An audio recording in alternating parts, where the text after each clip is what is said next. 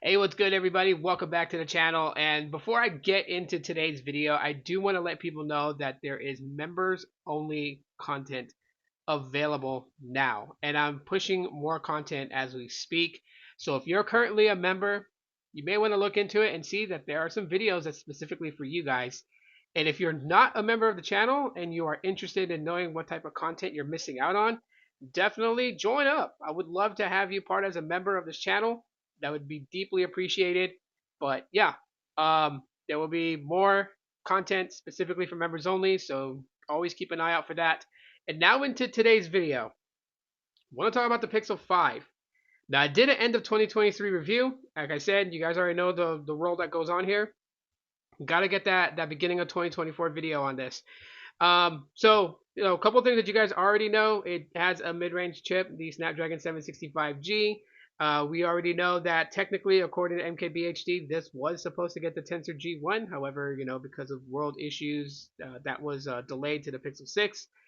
It is a small form factor. It is metal on the back. Has wireless charging, has reverse wireless charging. It's got some pretty decent cameras right there. They take very good photos. Even till today, they take some really good photos. Can't knock them for that. And you know what? Of all the Pixels that I own, I have some newer ones. I have a lot more older ones. A lot of them have just this special thing about them. But the Pixel 5, I always find myself going back to. Shout out to Carlos S Tech for gifting me the Pixel 5.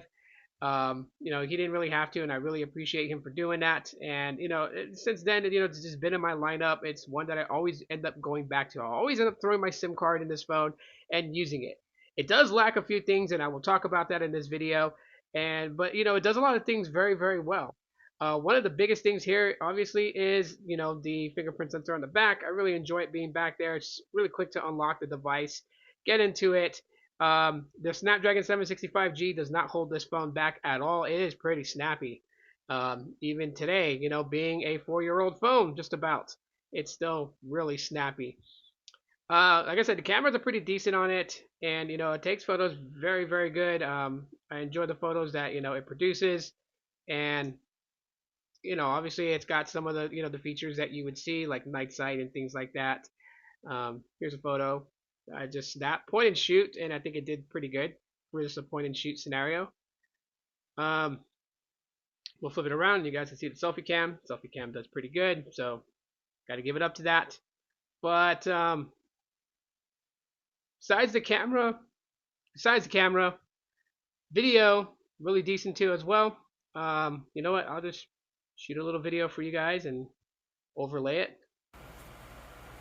But I think the cameras on the Pixel 5 are good, right? Are they going to contend against today's flagships? Probably. I think they can. Will it be breaking down walls and, collecting awards? Maybe not. But, nonetheless, I still feel like this is a great device. For anyone out there that's looking for a phone, that's about $200. You can find this sub $200 and have a really, really good experience with it. Let me get into some of the things that you do need to worry about when it comes to the Pixel 5. One is support. Now, the Pixel 4 is no longer supported. The 4A got Android 14. The 5, the 4A 5G, which was 2020's model devices.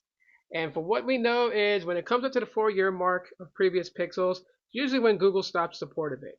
Now, I can't say if it's going to be October of 2024 that it gets its last update, or if it's going to be December of 2024. Hopefully, Google is nice to us and gives us Android 15. That would be sweet. And then, yeah, cut off. Go ahead and cut off at that point.